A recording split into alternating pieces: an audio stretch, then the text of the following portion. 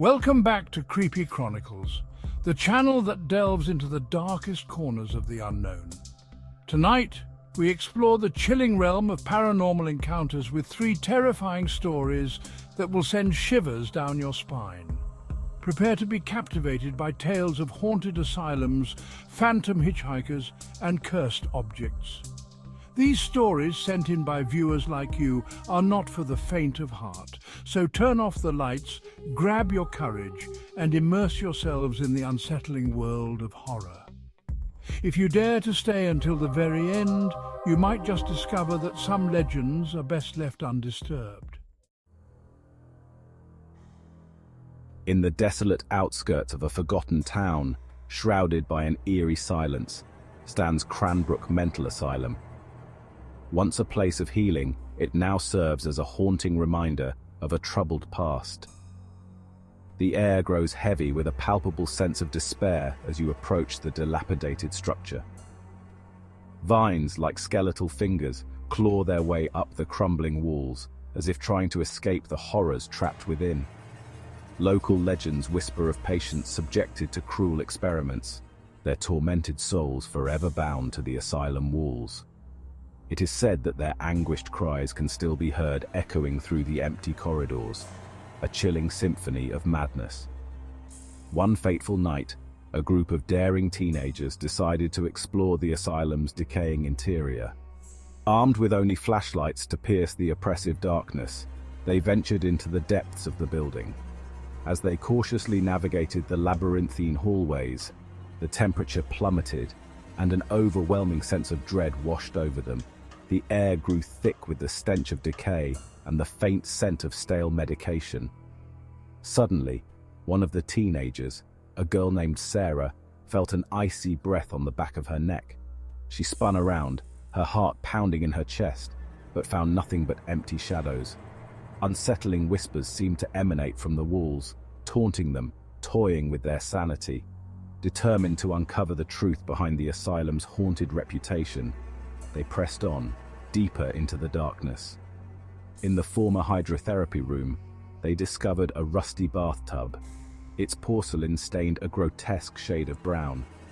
As they shone their flashlights into the murky depths, they were greeted by a horrifying sight. Floating in the water, its lifeless eyes staring up at them, was the decaying corpse of a young woman. Her pale skin was covered in blisters, and her long black hair swirled around her head like a macabre halo. Panic surged through the group as they stumbled backward, their screams echoing through the empty halls. They fled the asylum in terror, the image of the dead woman seared into their minds. To this day, those who dared to enter Cranbrook Mental Asylum claim to have encountered the restless spirits of its former patients.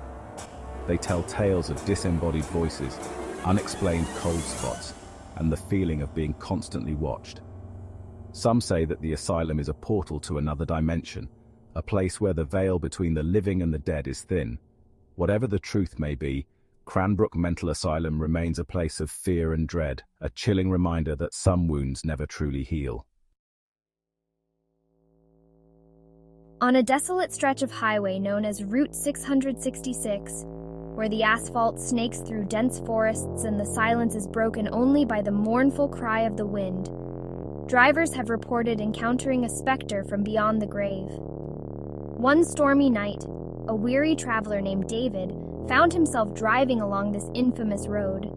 The rain beat down relentlessly, blurring his vision and making it nearly impossible to see more than a few feet ahead. As he rounded a sharp bend, his headlights illuminated a solitary figure standing on the side of the road.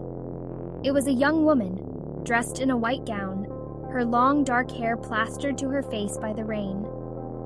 David's heart skipped a beat as he realized he had not seen another car for miles. Feeling a surge of compassion for the stranded woman, he pulled over to offer her a ride. She gratefully accepted his offer and climbed into the passenger seat, her clothes soaked through and dripping onto the leather upholstery. David tried to make small talk, but the woman remained silent, her gaze fixed straight ahead. As they continued down the highway, David couldn't shake the feeling that something was amiss.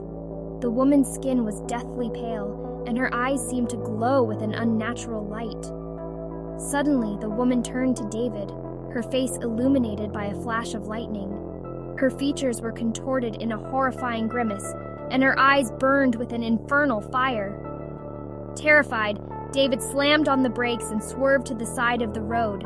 The car skidded to a halt and David jumped out, his heart racing in his chest.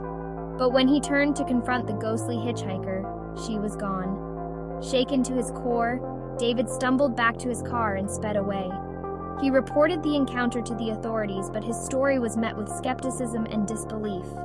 However, David's chilling tale is just one of many similar accounts from those who have dared to travel Route 666. Truckers, tourists, and locals alike have all reported seeing the phantom hitchhiker, her white dress fluttering in the breeze. Some say she is the ghost of a young bride who was killed in a car accident on her wedding day, while others believe she is a malevolent entity, luring unsuspecting travelers to their doom. Whatever the truth may be, the legend of the phantom hitchhiker continues to haunt Route 666, a chilling reminder that some roads are best left untraveled. In a dusty antique shop, tucked away on a cobblestone street, a seemingly innocuous doll sat perched on a shelf, its porcelain face frozen in a perpetual smile. But behind its innocent facade lay a sinister secret, a curse that would plague anyone who dared to possess it. The doll, known as Eliza, had a long and troubled history. It was said to have been crafted by a skilled doll maker in the 19th century, who poured all his love and sorrow into its creation. The doll maker's daughter Eliza was a beautiful and vivacious child, but her life was tragically cut short by a sudden illness. Grief-stricken, the doll maker gifted the doll to his daughter's grave as a way to keep her memory alive. But instead of bringing comfort, the doll seemed to attract misfortune. The caretaker of the cemetery reported hearing strange noises coming from Eliza's grave at night, and the doll's expression seemed to change, its once sweet smile morphing into a menacing sneer. Years later, the antique shop owner acquired the doll, unaware of its dark past. He placed Eliza on display, hoping to attract customers with her delicate features and vintage charm. A young woman named Emily was immediately drawn to the doll. She felt an inexplicable connection to its sad blue eyes and couldn't resist taking it home with her. At first, Emily was delighted with her new acquisition. She placed Eliza on her bedside table, admiring her delicate lace dress and rosy cheeks. But as the days turned into nights, Emily began to experience strange and unsettling occurrences. She would wake up in the middle of the night, her room ice cold, and hear the faint sound of a child giggling. One night, Emily awoke to a blood-curdling scream.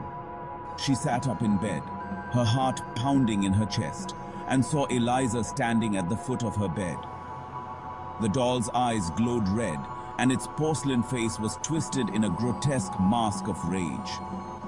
Terrified, Emily threw the covers over her head and tried to block out the horrifying sight.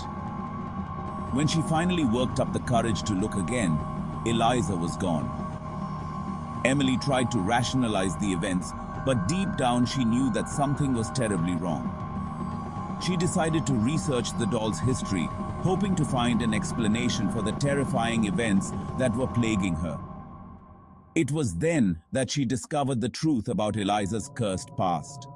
The doll was not a harmless toy, but a vessel for the tormented soul of a grieving father and his deceased daughter.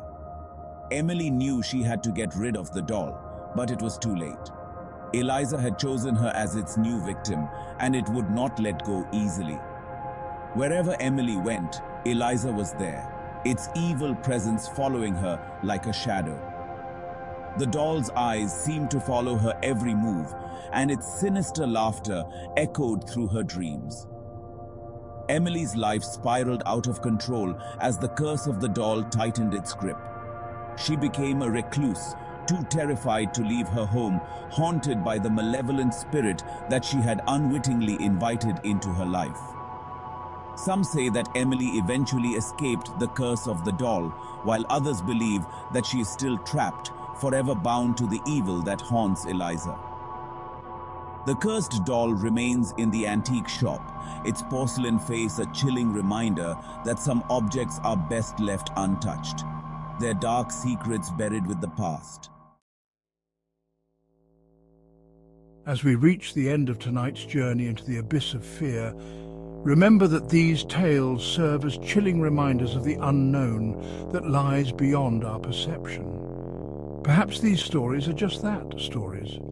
But maybe, just maybe, they hold a grain of truth, a whisper of something sinister lurking in the shadows. Until next time, keep the lights on, stay vigilant, and never underestimate the power of a good scare. Sweet dreams.